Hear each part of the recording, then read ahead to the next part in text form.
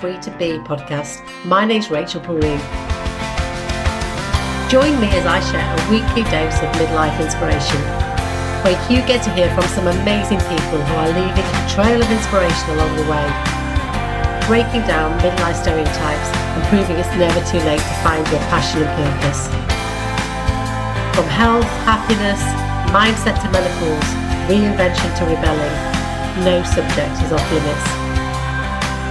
Living a life of liberty, free to be. Free to be whatever you want to be in midlife and beyond.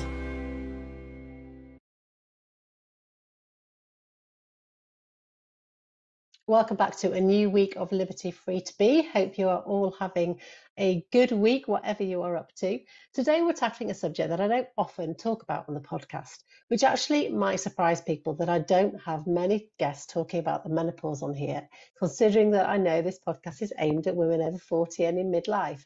But it's important to me that we share all aspects of midlife and we don't just focus on the menopause, because I don't want to just be defined by that. There is so much more to us than that. And there are so many amazing women out there, like today's guest, that are talking about it, that are working with companies to make changes, that are working on legislation, and they're doing fantastic work. So I haven't something that I haven't up until now really focused on. But today's guest, I met Fay Reid, who is the founder of 9 to 5 Menopause. I met her back in 2019. We were both shooting with Refinery 29 for an Avon campaign. And she had just started her journey with the 9 to 5 menopause work. And I absolutely fell in love with her personality, her warmth, her kindness, everything that she's about. She's got such a great attitude to life. So I'm really looking forward to an important conversation around the menopause with Fay this morning. So Fay, we finally get together after so many months of trying to organise this. I'm so excited. How are you doing?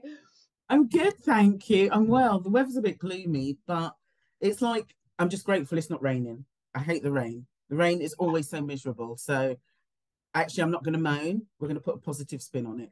I'm good. Yeah, we've got so much to talk about. Really looking forward to today's conversation. But before we get started, I've done your introduction, but how do you describe yourself in 3 words? How would I describe myself in 3 words? Okay, we're going to do this description of me now. Yes. Empowered, confident, and this is not 3 words, but happy with myself. Love that. I'm going to leave it like that. That's a really good place to be, isn't it? Yeah. Considering it is a really good place. Yeah, I mean, we've got a lot to catch up with, because last time we met, I can't even think what it was. It was pre-COVID, wasn't it, when we worked on the Refinery 29 campaign for Avon? So it must have been 2019. It was actually 2019, because I'd given up my day job, which I'd been in for 5 years, and I had taken time. That's it. It was 2019 before COVID kicked in. Yeah. And I was just getting ready to take some time off work, like just to been in a job for 5 years. A lot had happened. I'd had my first hot flush in the first week of that job. My mum's diagnosis with cancer, me going through menopause kind of hell, and my mum passing away. There's a lot that happened in those 5 years. So I wanted to take some time for me, because I hadn't really grieved and all that stuff. So yeah, it was, God, I can't believe it's all that time ago. It's a long time. And we had such good fun. We had such good fun on that day. I really loved working with you. I just remember we laughed a lot, we smiled a lot, and got to wear some beautiful clothes. Oh my God. Can I just say, for those that are listening, Rachel is what they class as a mature model. The woman is stunning. This was my first foray into being photographed or anything. I walk into the room and there she is. And I was like, oh shit. But you could not have been nicer. You put me at ease. To be honest with you, everybody in that room put me at ease. Yeah. And it was just such a lovely experience. And I walked out of that day buzzing, but also knew I'd met somebody who I could class as a friend, and I could keep in contact with. Yeah, and you don't get that often. It was such a nice day. And yeah, thank you for putting me at ease. Oh, thank you. No, I really will treasure that day. And it was a day talking about our positive experiences and putting a positive slant on the perimenopause. But before we kind of go down that route, you had experiences of your own at the perimenopause. What led you to creating 9 to 5 menopause? What's your kind of backstory to where you are now? I suppose because I created 9 to 5 menopause mainly for me. There was a little, for me, starting the perimenopause, I was 45. And I actually thought it was a joke when I first had my hot flush. I was just like, get out of here. This is the girl that was still staying up late and walking in at 3 a.m. in the morning and doing things that she wasn't meant to be doing and just really enjoying life. And Mm, my 40s, the beginning of my 40s was a bit of a shit show, but more on that later. So for me, when I had my first hot flash, I was just like, get out of here. And I was fine for the first year. And then certain life events, busy job, mum's illness, and my symptoms fell off a cliff. And I was like, oh my God, really, really was struggling. Started to see a therapist because I was in such a dark place. mm, And it was my therapist that sent to my GP, who then, luckily for me, prescribed me HRT. And once I could see a bit more clearer, it wasn't great. I felt a teeny bit better. I just thought, I cannot be the only person having a 9 to 5 job going through the perimenopause, menopause. I cannot be. And it was two reasons really. One, the job, and two, I could find no women of color that were actively talking about it. And I was like, okay, I'm not the only black woman on this planet. So I know I'm not the only person going through this. yeah, Why is no one else talking about it? And two, why is no one who's got a job talking about it? I'm finding it hell getting up, commuting. I'm a personal assistant by trade, having to concentrate on my job, supporting a CEO. And I'm like, I'm not the only black person with a job going through the menopause. yeah, What's going on? And from that, 9 to 5 menopause was born because I just kind of wanted to show like how I'm navigating this. And it was more, I suppose it was just like an open journal for myself yeah, because obviously I put it out to people. But I suppose it was an invitation for other people to go, oh my God, yeah, she's got a job, she's going for it. Oh my God, she's black and she's going through it as well. So yeah. that's how 9 to 5 menopause came to be born. Brilliant. And I love the work that you're doing. And it is so important because you're right, on social media, particularly, going back 2 or 3 years ago, it was very white women that weren't working, that Yeah, could give out all these self-help things, but really stories and lifestyles that you perhaps just can't relate to when you're working, whether it's no, part-time, full-time, juggling elderly parents that are ill. It's a lot, and not being yeah, able to relate to that actually seeing other women that aren't in that particular lifestyle makes you feel even more inadequate and that you're not managing it things, did. doesn't it? It did, because obviously what they portrayed was rosy cheeks, just like, oh, my life is wonderful. And I'm like, it's my life isn't. How Mm, did you manage to get there? And then when you kind of look past it a little bit more and you realize, actually, they don't have a job. They haven't got the stresses or are doing what I'm doing for me to be able to relate. mm, So, and that's why I put myself out there just to show, because we're all different. Like, as much as I've got my peers which are black and you've got your peers which are white, we are all different in our own little way. So not everybody's going to connect to me. yeah, But I do feel when it comes to women working, there's more women working than there are not women working. So there needs to be somebody to show like this is an issue for women in the workforce. mhm, Like there were points at work I thought I was going mad. Seriously, Rachel, I thought I was going mad yeah, until I started to look into it and realize what the menopause involved. I was just like, oh my God, what's going on with my body? I didn't know what was happening from the brain fog, like forgetting things. Like mm, you, I've worked my way up to support in C-suite, which is like CFOs, CEOs, and stuff forth. yeah, And to have a conversation with my CEO, which was really important, and then turn around 2 seconds, go, "What did you say?" It's not the best look. yeah. So I was just like, "This is insane," and I'm really, really passionate about women getting the help they need within the workforce because not enough is done to support them.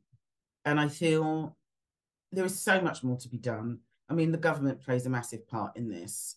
The Mm. fact that they've not passed it as law for women to be protected, Yeah. and they cited discrimination against men, I mean, which how crazy is that? It's ridiculous, isn't it? it's just after I recovered from the shock, I was like, oh my God, Yeah. it's insane. It's insane. What was your And own if experience at work like? Were they supportive? Did you have conversations about it, or did you keep it to yourself?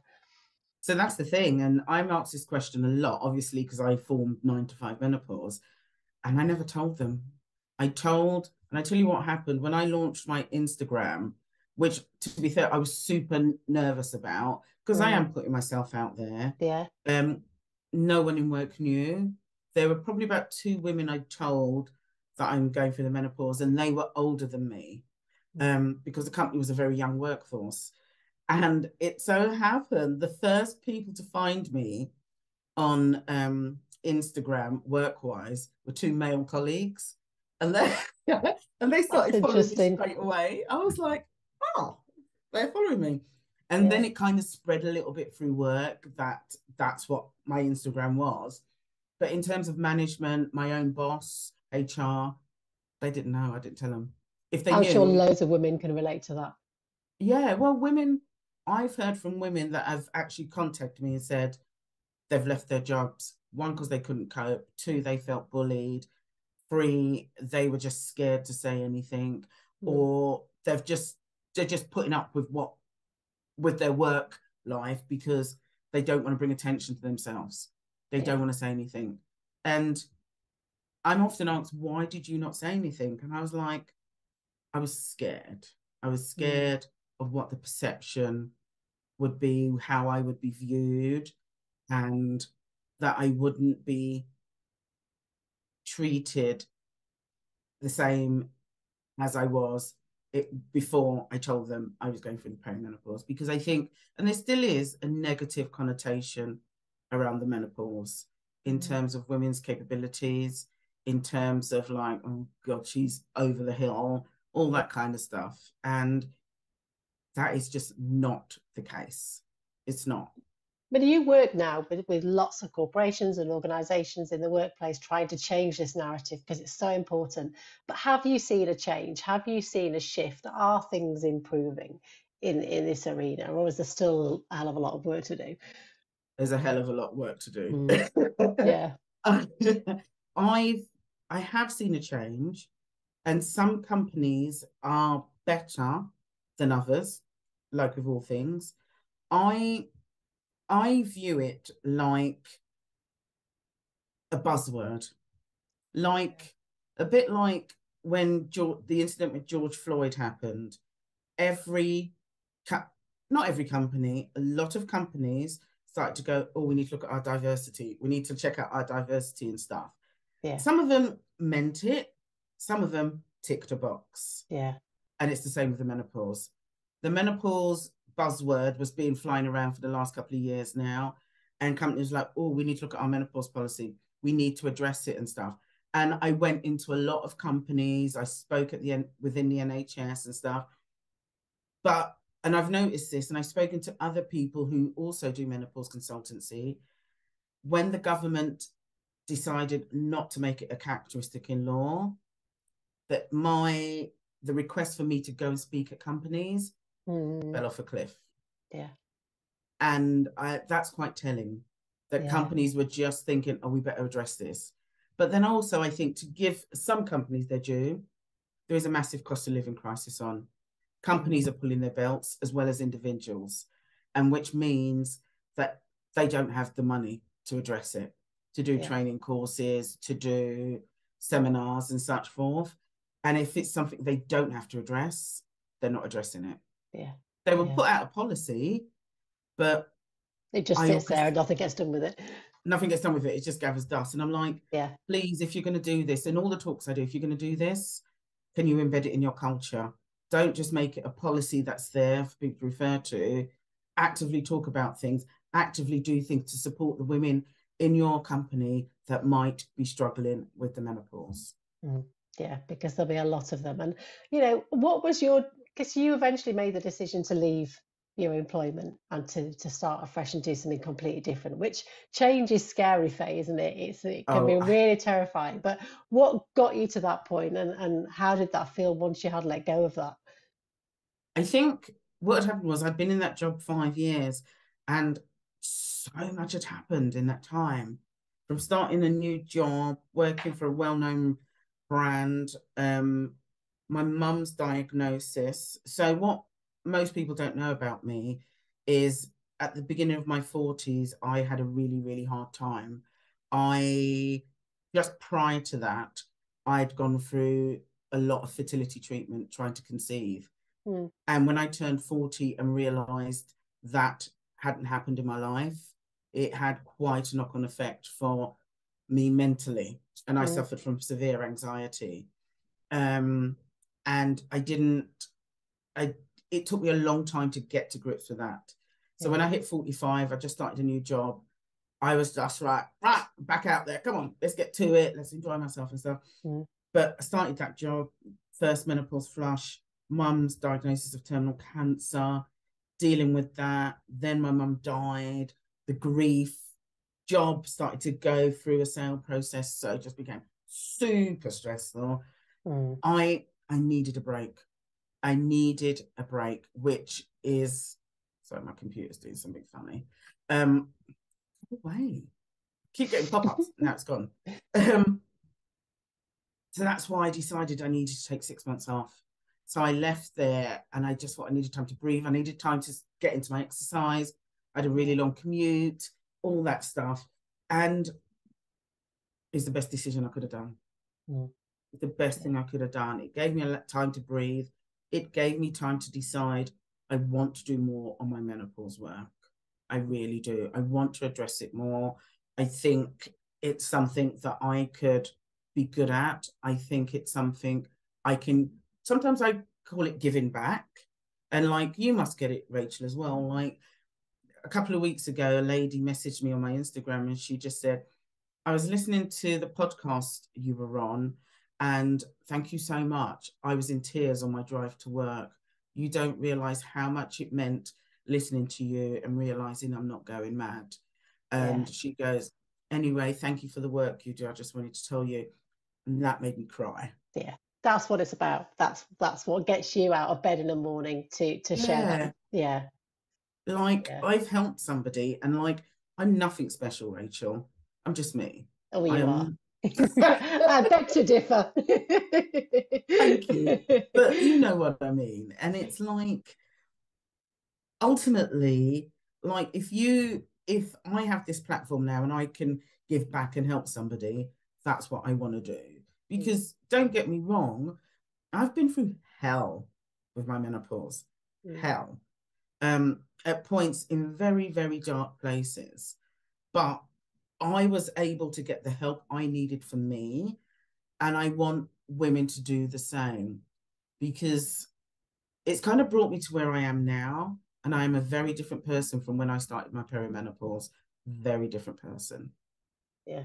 Yeah. And it's, and you are going from strength to strength. And I know that I think I listened to one of your podcasts where you said that you really did have to stop and ask yourself, what do you love? What makes you tick? What do you really enjoy doing? What do you want out of life? And I think that Yeah, sometimes can be a really hard question when you've been in a workforce or a workplace for a long time and you're in that routine. It's so hard to think outside that, isn't it? it's To, massive to think, because what could I do?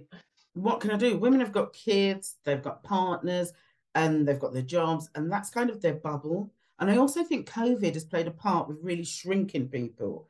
And Mm, so, like, I've got a really close friend in Brighton. One of her children are 18 and the other one's 14. And I keep saying to her, so they're getting older now. What are you doing?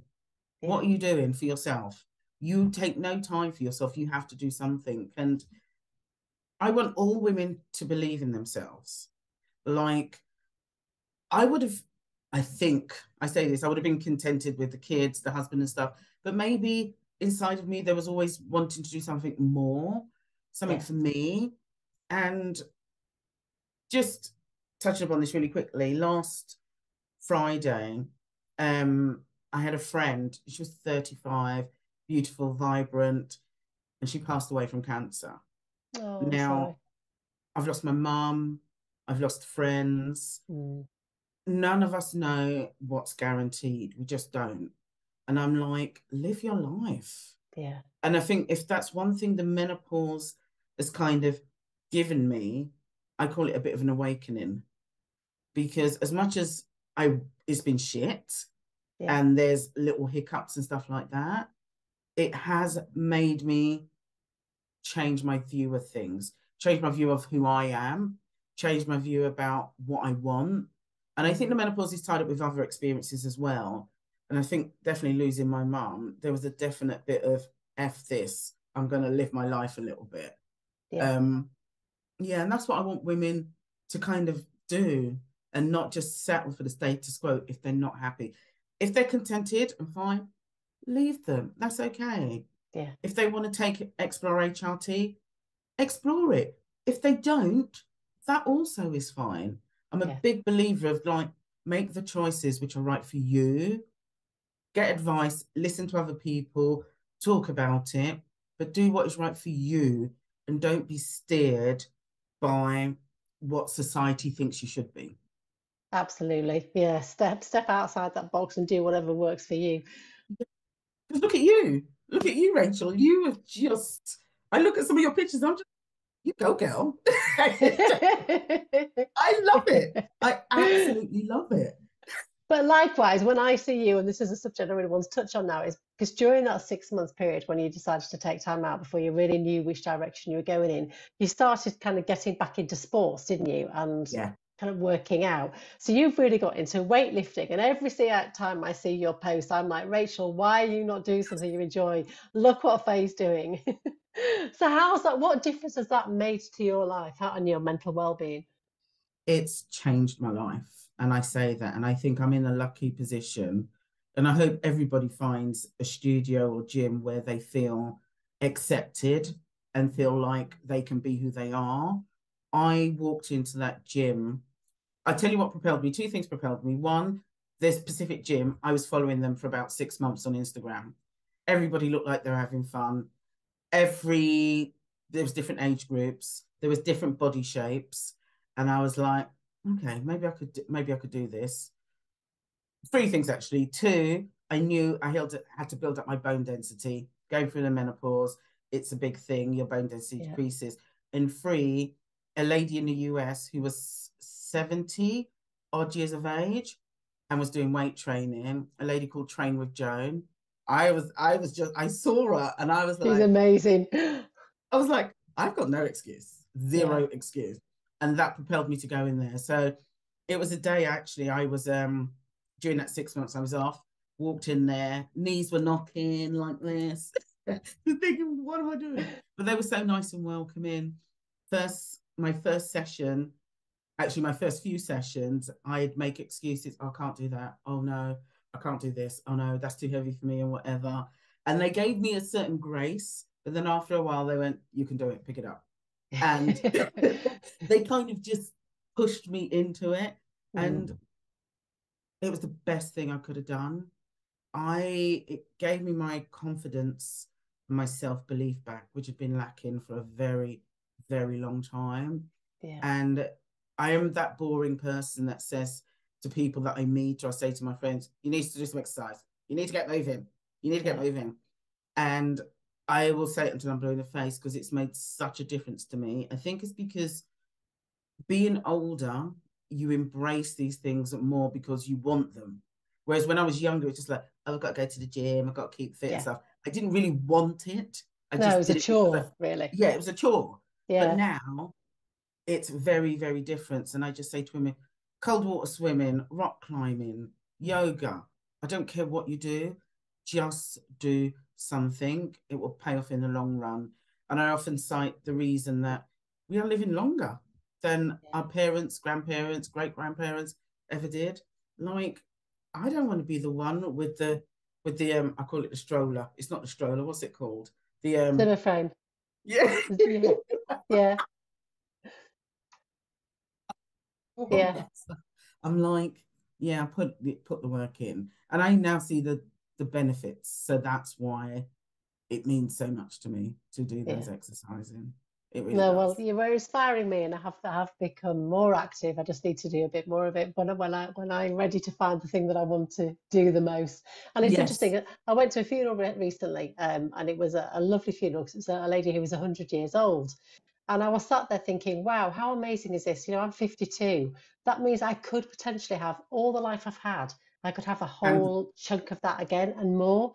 So yeah, it's so important that we look after our bodies in this time, isn't it? And also not be scared to try new things. I think that's the thing. Don't be scared because fear, I think, held me back for a long time in a lot of areas of my life. And I think walking into that gym and just finding a place where I could be myself and be comfortable, it's a big deal. I mean, I had fear setting up my Instagram account. I had fear walking into that shoot that where you and I met. Mm, I had fear walking into the gym. And now I try not to let it overpower me too much and just think, no one gives a shit. yeah, The fear is all in here. It's yeah, me that's thinking all these things. No one cares. They really yeah. don't. That's such a good message to anyone that's out there now listening, thinking, I really want to do something, but I don't know where to start and I'm too scared.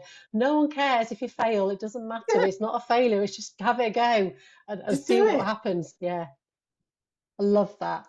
And where are you in your journey now with the menopause? Are you still in the menopause? Are you post menopause? Do you know where you're at? I, I don't, well, no, I'm still in the menopause because it's weird. So I have the Mirena coil as part of my HRT, Yeah, I do too. and I use that with estrogel. Now, I had to get it changed recently, and blessed, where I went was a family planning clinic. So the doctor was able to extract it, but she wasn't able to get the new one in. Long story, my cervix is tilted backwards. Da, da, da. Anyway, she couldn't put it back in. And then she booked me in for a complicated contraception where you get an ultrasound and they Mm, can better fit it. So I'm waiting for that appointment, which was going to be 6 to 8 weeks. In the meantime, I was given tablets, progesterone tablets, and my period started. So that was a right. bit like, Oh God, yeah. yeah, I then went through the rigmarole of chasing that appointment to be told actually family planning no longer fit coils if you're over 55. Not all of them, but they haven't got funding. Obviously, there's yeah, been a rush of Mirena coil requests. yeah, They're yeah, like, oh no, we're not doing it if they're over 55. It's not contraceptive. So my periods kind of came back. So the long spell I had is kind of let's start again because this whole yeah, year you've got to wait yeah. until you're postmenopause. It's I so feel frustrating. I feel like I've got my menopause under control. I found what works for me. Mm, Um, and where I am in my journey is, yeah, I'm just kind of going along. I really, not really, I struggle with the how the menopause is kind of broken down. Peri menopause one day and then postmenopause. I think that's a crock of shit, quite yeah, frankly. And I think it needs to be devised differently because there's so many things around it. Women's state, or many experts state, well, when you stop having periods, that's when you're in perimenopause. And I'm like, no. I had a period for the first 5 years of my perimenopause. Regular as clockwork, on the dot, all the symptoms. So that's a bit of a myth as far as I'm concerned. But where am I am in my menopause? I'm in a good place. That's what I'm going to say. I'm in a good place. Oh and it sounds like you and I have had positive experiences in terms of GP support on the whole. But I know that there are lots of women that don't have the my same, and I'm sure you get a lot of conversations with women that are struggling. What advice would you give to women that are perhaps they don't find the support with their local GP and they're really struggling to get that kind of where do they go to look for help? Don't give up. Ask, carry on speaking to people, carry on asking questions. There's menopause clinics within the NHS dotted around the country. You've got the menopause charity that can give you guidance as well. There's so much more information out there now around the menopause. And I always say, you know your body. You know if something doesn't feel right. Do Mm, not be put off and keep pushing for an answer. And if your doctor, you go to your GP or doctor, and they say, oh, it's this, and then just gives you that, ask the questions, find out. Like I spoke to somebody the other day, their periods have become a bit erratic and they're like, their PMT is a bit like, ah. And the Yeah. doctor said, oh, it's the start of your menopause. I mean, she's not even 40 yet and just gave us some HRT. And I'm like, go back, ask the question, tell him you want some blood tests to see where you might be deficient in something, and then give you the HRT based off of that. Because a lot of people are just given a blanket HRT and it might not necessarily be the right one for them. I myself know that when I had my first hot flush and then consequently spiraled, the doctor just gave me HRT. I had no knowledge. I just took it. Did I feel better? No, I just was like, okay. My doctor was giving me something, so that must be okay. Yeah. And then she sporadically checked on me and then said, oh, let's change it and do another one. Then I was like, oh, okay. And then I started to find out, oh, there's different tablets. It's not just one, there's different ones. Yeah. Then I got onto patches, couldn't get hold of the patches that I was using. And then she said, I'll try you on these ones. And I was like, oh, there's different patches. Yeah. So, like, you have to ask the questions and don't be put off. Like I said, you know your body. You know if something doesn't feel right. You know if you feel like you're losing your mind. You know if you're feeling extra tired. Get the answers. Don't be put off. Because, and as an example, we do have the NHS. Yeah, at the moment, it's not the best, but it is there for us to utilize and to use and to get the help that is needed. I did a discussion on the Peanut app last year, and people from all over the world tuned in. There was a lady from America that tuned in. Bless her. She was broken. She was crying. And my heart was just breaking listening to her stories. And there's all these other women on at the same time. And when the conversation ended, I messaged her privately and I just said, please don't give up. Go back to your doctor and ask them for help. Because she said she kept being put off. And bless her, she came back. She just said, my insurance has run out. I've got no more insurance. And I was like, holy moly. Yeah. That's tough. That is tough. Yeah. And it's not, and I've spoken to women in the US, it's not necessarily built into medical insurance either. You'd have to pay on top of your normal premium. Yeah. Which is So, like, crazy. It just makes no sense, does it, when 50% of the population are women in this world and we're still thank having to you. fight for anything that we can get that's equal. Yeah, it's so It's mad. frustrating. Do you think, I mean, obviously there's so much more conversation in the media and social media now around the menopause, which is a really good thing. But it worries me a little bit that we're being put in this box now at a certain age that we're just labeled menopause women. Yeah. And actually there's so much more to us than that. We've got so much to offer. How do we kind of balance that, do you think, without having this label stuck on us and that being our definition? It's a hard one because I think there is, and you must have seen it, there is a backlash against all the Mm, menopause talk. yeah, People don't want to hear it. You have women themselves in certain media publications just going, God, all these women shout about the menopause. There's nothing to worry about. They just need to get on with it and stuff. yeah, And like, yeah, yeah. You have men commenting just like, oh, not the menopause again, that kind of thing. And it's not going away. mm, It's not going to go away. And I think for those that do talk about it, I'll quote myself as an example. I will continue to talk about it. I try and take the approach of not shoving it in people's faces and being considerate that people might want to take a different path than what I took. mm, And I think it's a case of the menopause is part of me. That's how I come to be here and talking to yeah, you, but it's not all of me. yes. And that's the way I see it. And I'm not going to shy away from saying, well, it's too late now because I've put myself out there. I'm And not going keep to shy. doing so. I'm not going to shy away from mentioning, oh, the menopause or something. And I will now openly talk about it. Whereas before I'd go into a shop or a restaurant with my friends and I wouldn't talk about it.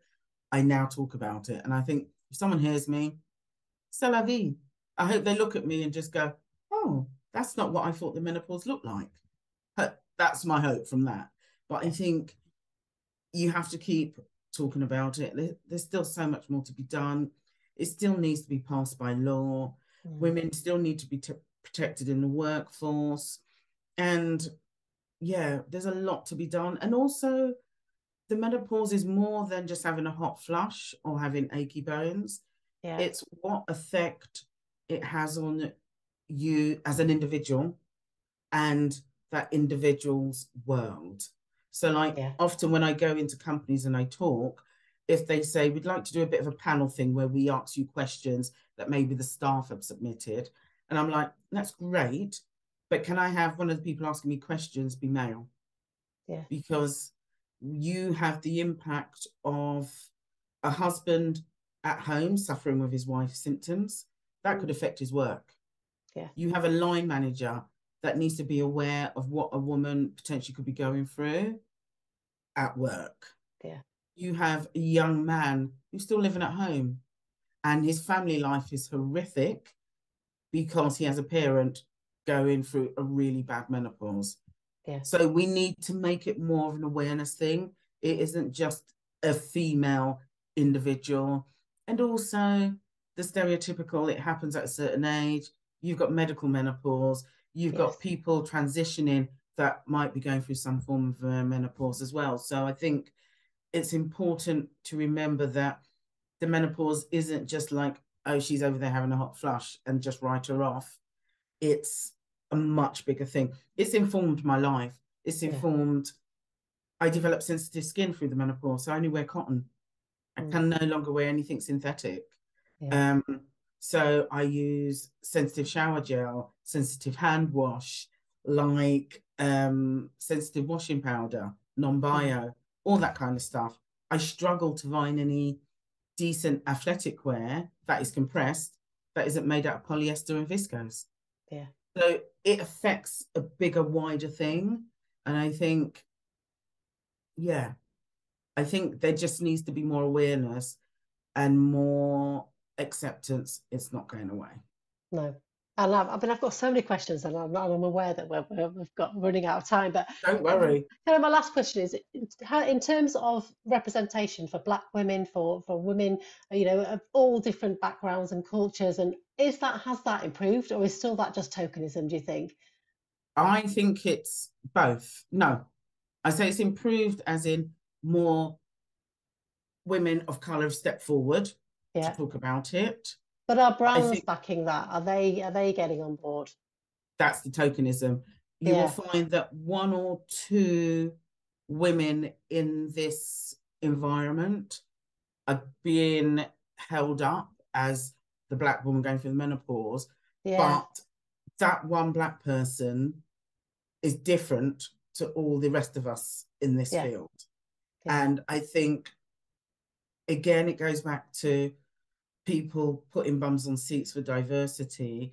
Unless you really believe it, it's not going to stick Mm. because you're ticking one box like, oh yeah, we did that, Yeah. rather than opening up.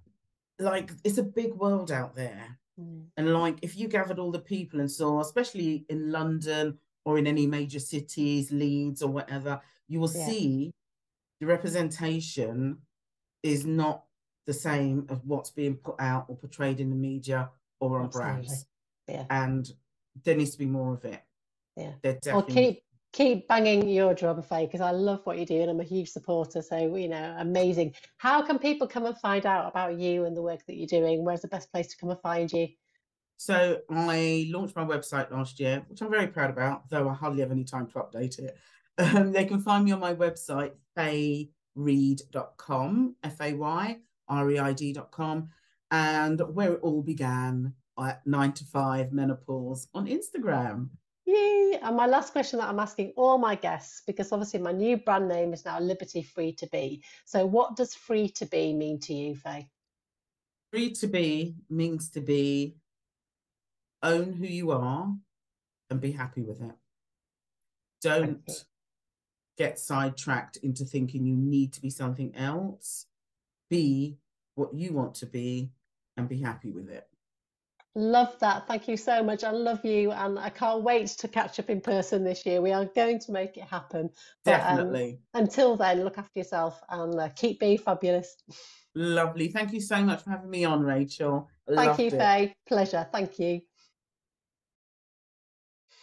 Again, so many great tips and advice from Faye. And if you are struggling with symptoms, because we know it affects us all so differently. Anxiety for me has been a really big issue, along with disruptive sleep patterns, which I've just about got balanced. But, you know, somebody else might have completely different symptoms to me. And if you are struggling and you don't have the right support, reach out to somebody like Faye, because she can point you in the right direction if she can't help you herself. And, you know, knowledge is power. The more that we can learn about what's happening to our bodies, then the more in control we will be of all these changes. And not to fear this next chapter, because it can be a really positive stage as well. It can be that time to really shed those layers of dead skin that you want to remove from your life, and get on with the freedom to be and do whatever you want in this next chapter. It can be a really liberating time, as well as an uncomfortable period of change. So let's not fear this change. Let's just embrace it. It's part of our natural process. But it doesn't mean to say that we're over the hill. It doesn't mean to say that we've all stopped and that's it. We have got so much more life to have, new experiences, new adventures. So don't let that fear hold you back. As Faye says, you know, she took time out. She was fortunate in a position to take time out to go and do that.